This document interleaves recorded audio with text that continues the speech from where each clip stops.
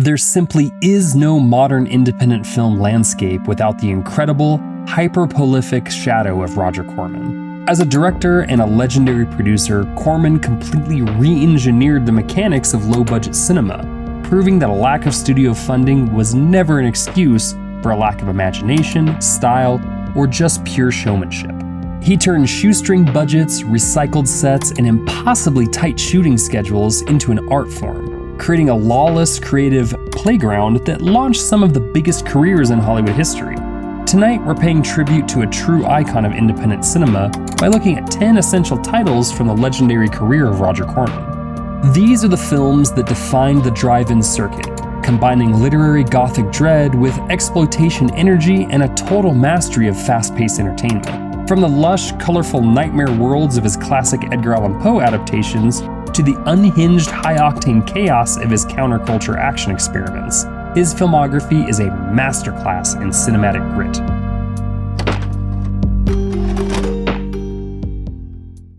Death Race 2000, 1975. In a twisted vision of the future, America has turned the open road into a blood sport. The transcontinental road race pits leather-clad drivers against each other in a cross-country competition, where speed isn't the only way to score. Hitting pedestrians earns bonus points. The reigning champion, Frankenstein, hides behind his mask and reputation, but underneath the spectacle lies rebellion and rage waiting to explode. Death Race 2000 is what happens when 1970s counterculture collides with drive-in mayhem. Produced by Roger Corman and directed by Paul Bartel, it's part satire, part demolition derby, and entirely unforgettable. David Carradine plays the world-weary racer like a mythic gladiator trapped in his own legend, while a young Sylvester Stallone turns in a hilariously unhinged performance as his rival, Machine Gun Joe. The movie's blend of cartoon violence and political parody makes it more than just pulp. Beneath the absurdity, it's a sharp jab at authoritarianism, media addiction, and our appetite for chaos, all wrapped in leather suits, fake blood, and turbo engines. Few films embody the anything-goes spirit of 70s exploitation like this one. Cheap, bold, and wildly entertaining, Death Race 2000 became a VHS-era rite of passage, the perfect mix of high-speed carnage and rebellious energy that still feels dangerous decades later. The Little Shop of Horrors, 1960. The narrative opens within a dilapidated flower shop on a bleak Skid Row thoroughfare in Los Angeles, managed by the overwhelmed Gravis Mushnick. His bumbling assistant, Seymour Krelboyne, inadvertently cultivates an anomalous botanical hybrid after purchasing a mysterious, wilted specimen from a passing street vendor. Upon placing the plant, which he names Audrey Jr., in the storefront window, he discovers the organism possesses a unique, voracious biological requirement. It survives and matures through the consumption of human blood and eventually full human bodies. Seymour's attempts to sustain the rapidly expanding vocal plant lead him into a series of lethal encounters that force him to navigate the marginalized urban environment while masking the shop's true nature from the neighborhood authorities. The visual style relies on practical puppetry and forced perspective staging to represent the growth stages of the plant within the confines of the shop's wooden walls. The film creates a sense of localized, inevitable doom. Every frame underscores the isolation of the characters as they operate in the margins of the city, turning a standard commercial space into a site of dark, biological obsession and terminal comedic failure. Jonathan Hayes portrays the frantic Seymour. Jack Nicholson makes a memorable appearance as a masochistic dental patient, highlighting the film's penchant for odd character beats. The production, completed on a minimal budget, utilizes quickly constructed, cramped sets built on the same soundstage used for other low-budget projects to achieve its specific industrial, low-rent aesthetic. The Trip, 1967. A professional television commercial director based in Los Angeles experienced a profound sense of emptiness despite his career success. The narrative follows Paul's descent into a drug-induced, non-linear state of consciousness, where his suppressed anxieties regarding his failing marriage, his artistic stagnation, and his latent fear of death manifest as surreal, physical obstacles. As the substance influences his perception, he wanders through the Los Angeles landscape, moving between private canyon residences, loud nightclubs, and public urban spaces, continuously blurring the boundary between external sensory input and deep, subconscious hallucination. Peter Fonda anchors the production as Paul, alongside Susan Strasberg as Sally and Bruce Dern as his charismatic guide. Directed by Roger Corman from an original screenplay by Jack Nicholson, the technical assembly focuses entirely on practical, on-set photographic techniques to replicate the psychedelic experience. The film avoids digital enhancement, relying on avant-garde lighting overlays, distorted camera lenses, multi-layered color exposures, and rapid-fire cross-cutting to create an immersive, sensory-driven aesthetic. The production utilizes a persistent psychedelic rock score performed by the Electric Flag to maintain a tense, oscillating momentum, documenting Paul's transition from a state of professional, ordered reality into a fractured, non-linear state of ego fragmentation rather than total ego loss. The environment shifts from the sun-drenched, high-end canyon homes of Los Angeles to the neon-drenched, chaotic corridors of public nightlife. The cinematography rejects linear continuity, prioritizing subjective, sensory-driven sequences that document the protagonist's interior journey. It is a chronicle of chemical experimentation, where the boundary between the external, objective world and the internal, subconscious mind is completely dissolved, culminating in a return to a reality that no longer feels recognizable to the subject. Rock and Roll High School, 1979. Riff Randall is a dedicated student whose relentless obsession with acquiring Ramones concert tickets leads her to skip school so she can wait in line, triggering disciplinary conflict at Vince Lombardi High School. As the school administration, led by the oppressive and authoritarian Principal Togar, institutes a zero-tolerance policy against all rock music, Riff initiates a coordinated student revolt to reclaim the institution. She allies with the band members, who arrive to transform the drab, gray academic corridors into an anarchic, high-volume sanctuary for punk culture. The escalating tension between the administration and the student body culminates in a full-scale occupation of the campus, leading to a fiery, explosive finale that forces the complete administrative capitulation to the students and their preferred musical culture. PJ Soles leads the ensemble as Riff Randall, starring alongside the members of the Ramones, who appear as themselves. The cast includes Clint Howard as the manipulative student dealer Eaglebauer, Day Young as the academic overachiever Kate Rambeau, Vincent Van Patten as Tom Roberts, and Mary Woronov as the tyrannical Principal Togar. Produced by Michael Fennell, with Roger Corman serving as executive producer, and directed by Alan Arkush, the film serves as a structural parody of the 50s juvenile delinquency cycle, updated for the late 70s punk rock aesthetic. The school's visual design contrasts the bland, drab interior corridors of the academic institution with the vibrant, stage-lit mania of the concert performances. The cinematography employs rapid-fire jump cuts during the musical sequences, kinetic handheld tracking through school hallways, and wide static framing that emphasizes the absurdity of the faculty's failed disciplinary tactics. By documenting the systematic degradation of the school's social order through practical gags and student-led occupations, the production turns the campus into a playground for rebellion. It is a loud, fast-moving chronicle of adolescent subversion, where the institution itself is eventually dismantled to make room for the loud, amplified culture of the students. Battle Beyond the Stars, 1980. Strip the lasers away, and the story is timeless. A peaceful farming world faces annihilation, and a young man must venture outward to find help. One by one, he recruits warriors, each with their own motives, loyalties, and histories, until a fragile alliance forms against a far superior enemy.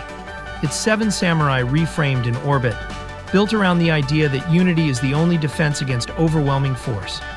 Roger Corman produced it, but the scale feels bigger than his usual output.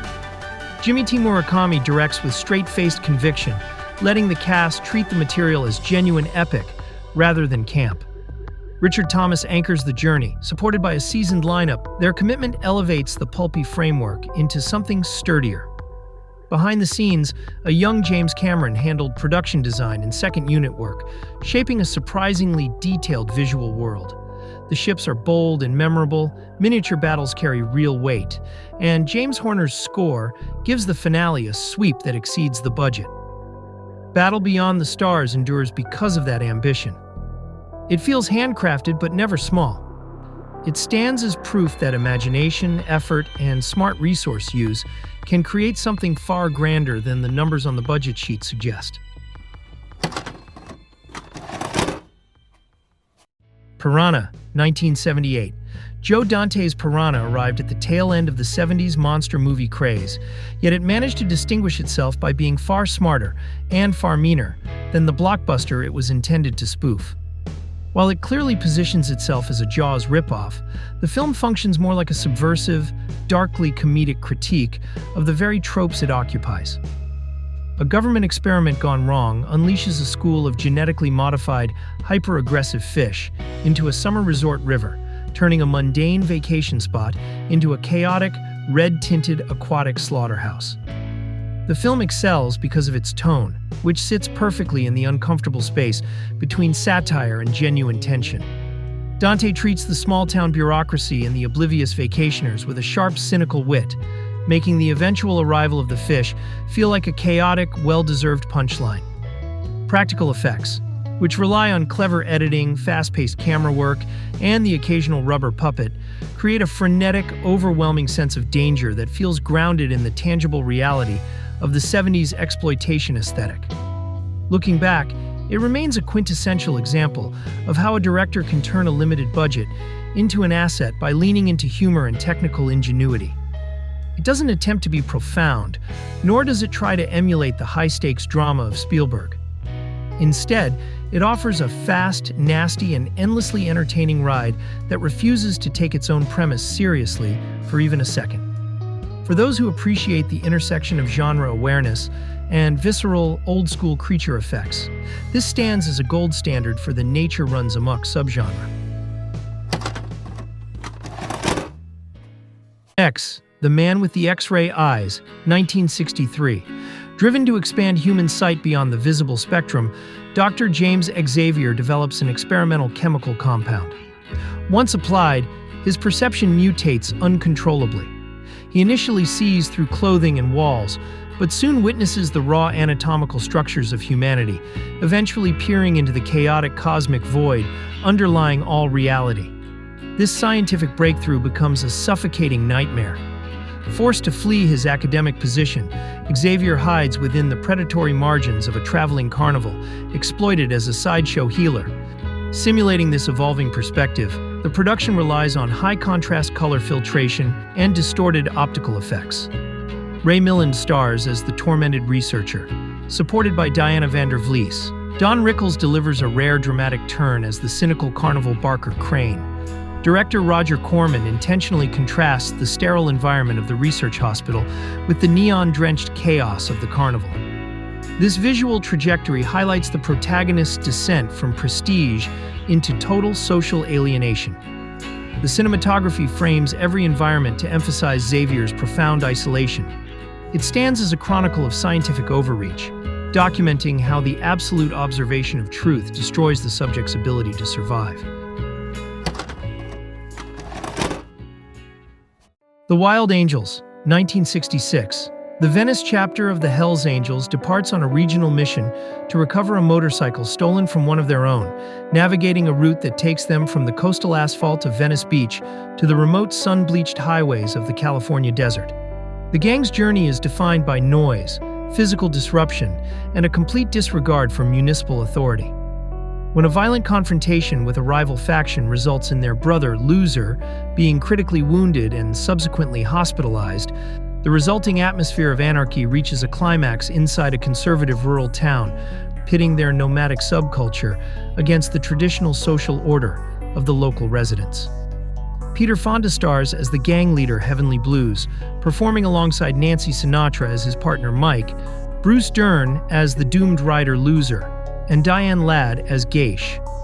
The production achieved a unique material authenticity by utilizing members of the Hells Angels Motorcycle Club as technical consultants, security, and background extras.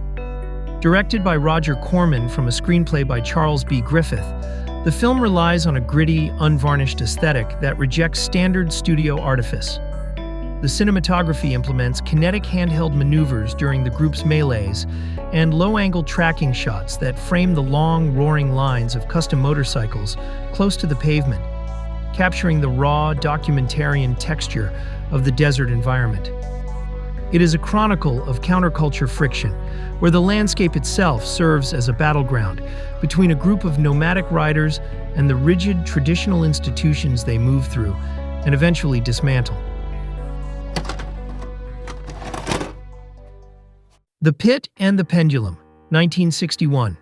16th century Spain provides the setting for this account of Francis Barnard, who travels to a remote, windswept coastal castle to investigate the ambiguous death of his sister, Elizabeth. Upon arrival, he encounters her husband, Nicholas Medina, the son of a notorious Grand Inquisitor, who insists she perished due to a rare blood condition. As Francis spends time within the estate, he notices systemic contradictions in the household's testimony and begins to hear disembodied whispers emanating from the castle's stone corridors. He eventually discovers a hidden subterranean level containing an elaborate historical torture apparatus featuring a massive razor-sharp swinging blade which ties back to the dark, hereditary history of the Medina family and the psychological trauma Nicholas inherited from his father's brutal inquisitorial career.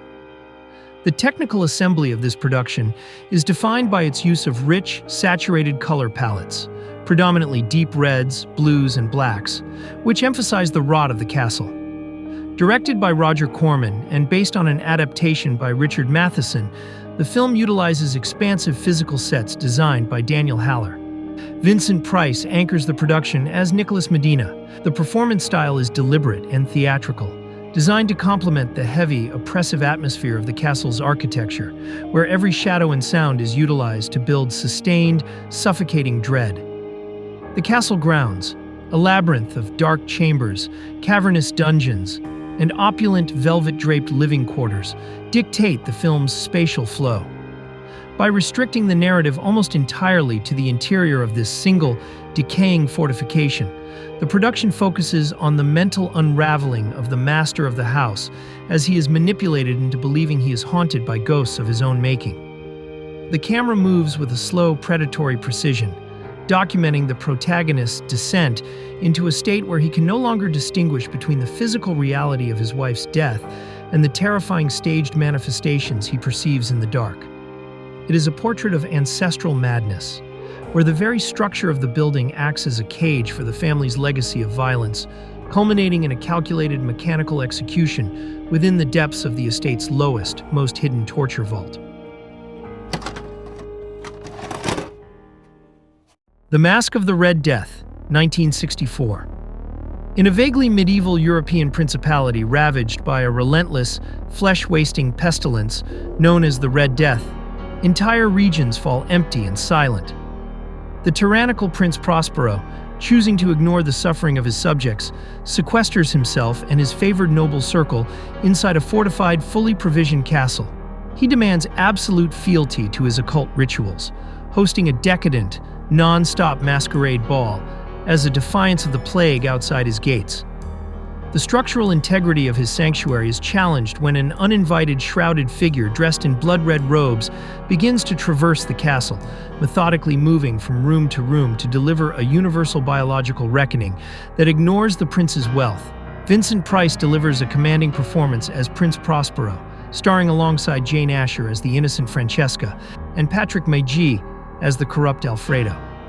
The production values benefit significantly from large-scale interior sets, allowing for complex, deep-focus framing that emphasizes the scale of the castle. Cinematographer Nicholas Roeg utilizes distinct monochromatic lighting configurations, drenching specific rooms in solid red, yellow, blue, or black, to signal the moral degradation of the guests. Directed by Roger Corman, the technical assembly relies primarily on elaborate practical costume design, while incorporating select optical effects to support the film's ritualistic and supernatural imagery.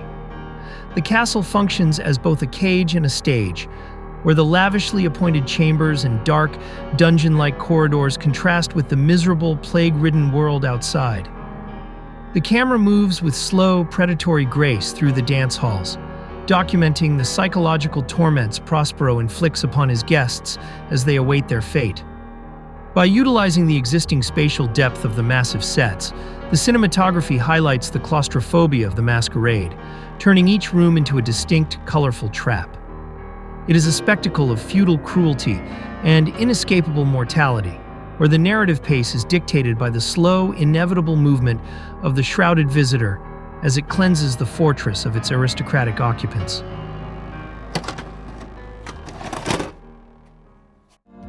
That's it for tonight's episode. If you want to help us keep the archive alive and growing, make sure to hit that subscribe button and tap the bell. And remember, always be kind and rewind, because every movie is somebody's favorite.